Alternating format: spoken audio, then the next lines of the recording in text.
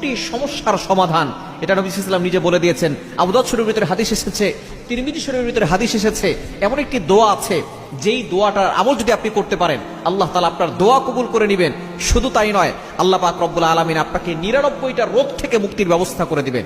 এবং সর্বনিম্ন যে রোগটা সেটা হচ্ছে দুশ্চিন্তা।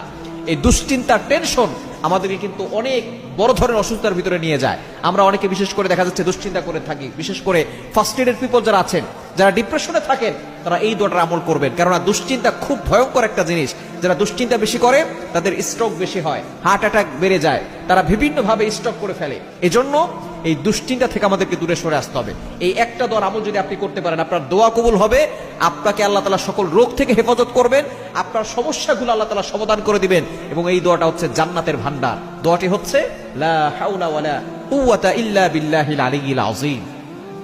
এই দোয়াটা আমরা সকলে জানি না? এই দোয়াটা পড়লে আপনি অভাব